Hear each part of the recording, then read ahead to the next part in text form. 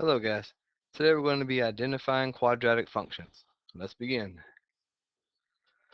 So our objectives for today are to be able to identify quadratic functions in an equation, table, and graph form. We need to be able to determine whether a quadratic equation has a maximum or a minimum. We also need to be able to find the value of that maximum or minimum if it's on a graph. And we need to be able to graph a quadratic function to determine its domain and range. Now, the new vocabulary for today, we haven't really talked about functions in quadratics before. We've talked about quadratic expressions. We also haven't really talked about parabolas very much. We've mentioned vertex, but we haven't defined it, and minimum and maximum. All right, so let's start with how you identify quadratic functions. Now, this is given an equation. Now, a quadratic function is any function that can be written in standard form. Standard form looks like this right here. Looks like y equals something times x squared plus something times x plus some number. And a, b, and c can be any number, any real number that you guys know. But a, the number in front of x squared, cannot be 0. Because if it was, x squared wouldn't be there. So in other words, if you see x squared in the equation, and you don't see x to any other exponent bigger than 2, it's quadratic. Okay, so for example, this right here is a quadratic because there's an x squared. Now, the b value in this one is 0 because you don't see an x. But that doesn't mean that this is not quadratic. Okay, this right here is not quadratic because the a value is 0. You don't see an x squared. This one right here is not a quadratic either because there's a number with a x variable with an exponent bigger than 2. This is actually what we call cubic, if you were wondering.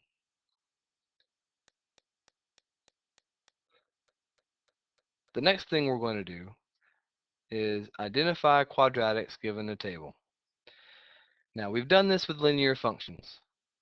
Now, in linear functions, when you went up in x value, the y value remained constant. Okay, so you had a constant rate of change. In quadratics, the change in your y value is constant. So make sure though, this only works, and I can't stress this enough, this only works if your x values change from each number is consistent, is constant. So in this, for example, in this table, from 0 to 1, that goes up 1. From 1 to 2, that goes up 1. From 2 to 3, it goes up 1 again. And from 3 to 4, it goes up 1. That means it's going up by a constant rate each time. That cannot change for your x values. In order for it to be quadratic, the change in the y value is going to vary, but the change in the change is not. What I mean by that, to go from 0 to 1, we go up 1. To go from 1 to 4, we go up 3. So that just means it's not linear. It changed. Okay, from 4 to 9, we go up 5. And then from 9 to 16, we go up 7. Now, we're going to look at the change in the change. That means that from 1 to 3, that's the change in the change, we go up 2. From 3 to 5, we go up 2 again. And from 5 to 7, once again, we go up 2. So the change in the change is what we're looking at. Okay, it should be constant if it is quadratic. So if you look at a table, if the change in the change is constant, it is quadratic. If it's not, then it's not. Okay, you always look at the change first. If the change is constant, that means it's linear, which means it's not quadratic. If it isn't constant, then look at the change of the change, see if it's constant. If it is, it's quadratic.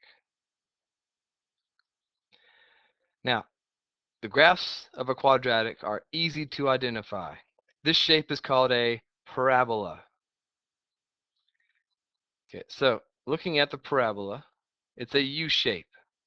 It can also be upside down. Okay, so these two over here are good examples of parabolas. You may want to sketch them to know what they look like. This right here is not a parabola. It's not just a U shape. Okay, parabolas are only U shapes, and they can't be sideways either. It has to be either U or upside down U.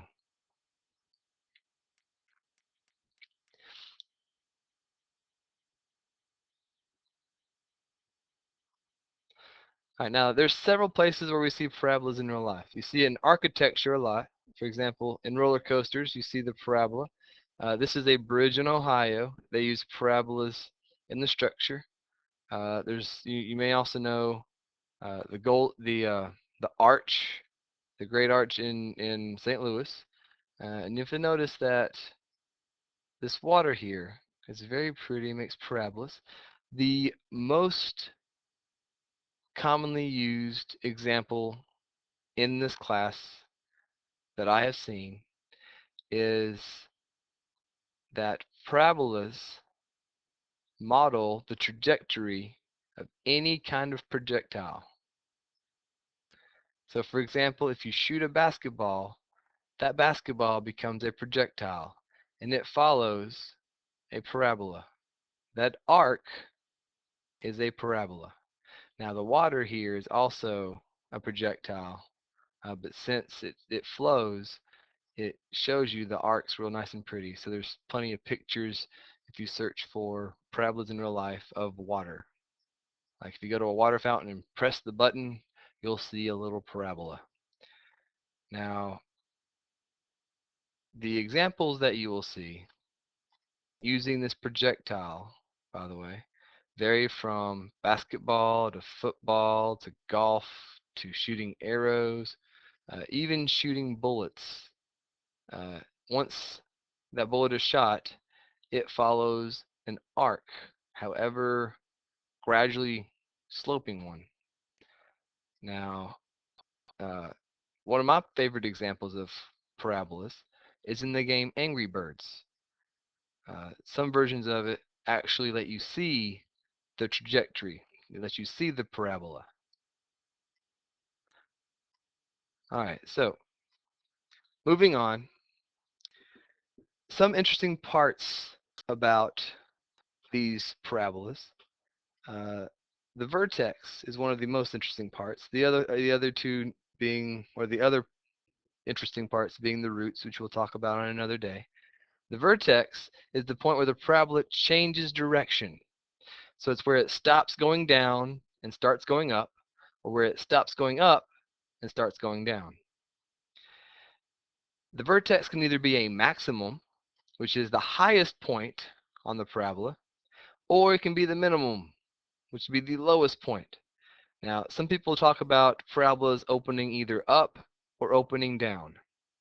If they open up, that means that the vertex is a minimum. If they open down, the vertex is a maximum.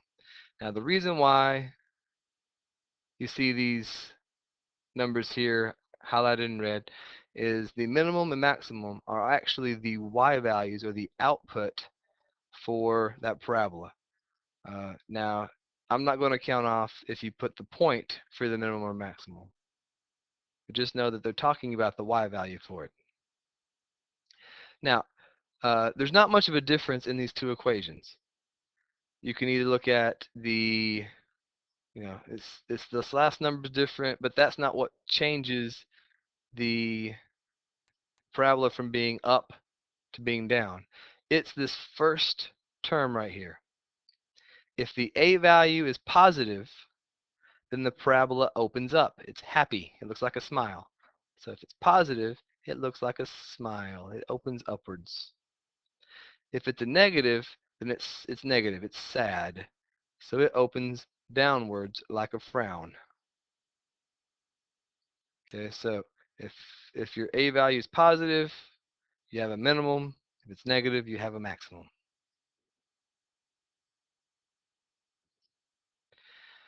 All right, domain and range. Now, domain, remember, is your x values.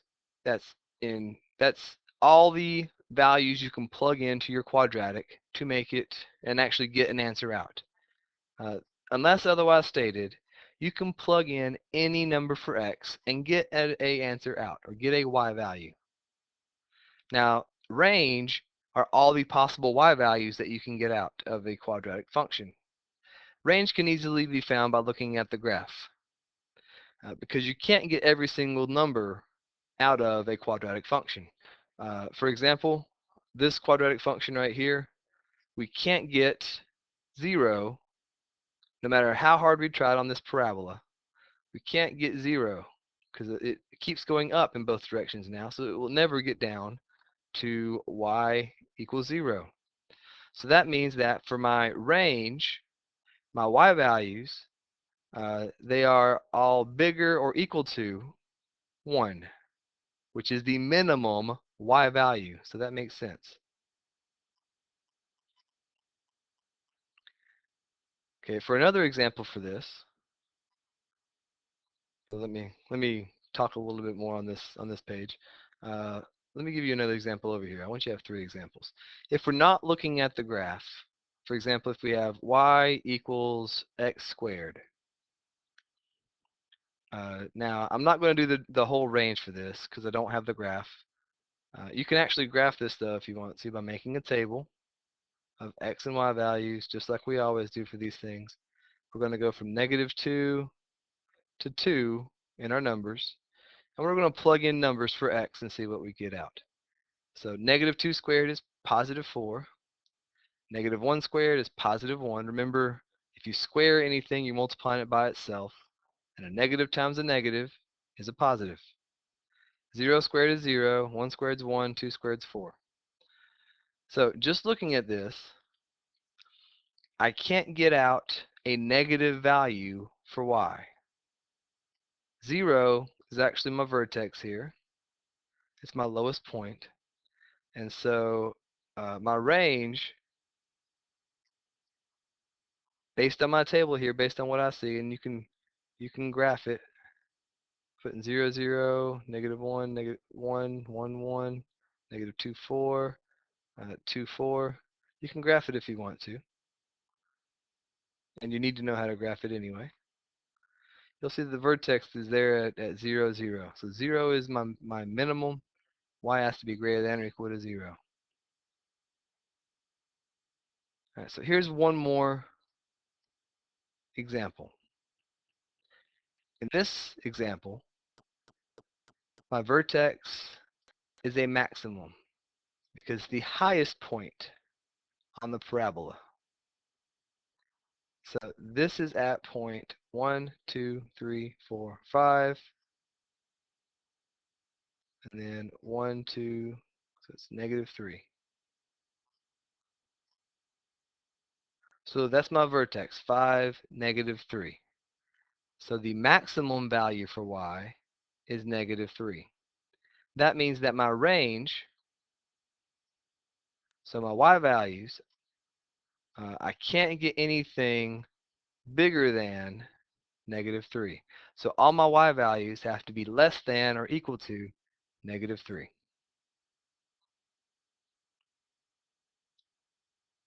All right, well, that's all the examples that I have. I hope I haven't confused you too much. You've got some work to do now, and I'll let you to it. I hope you guys have a good one.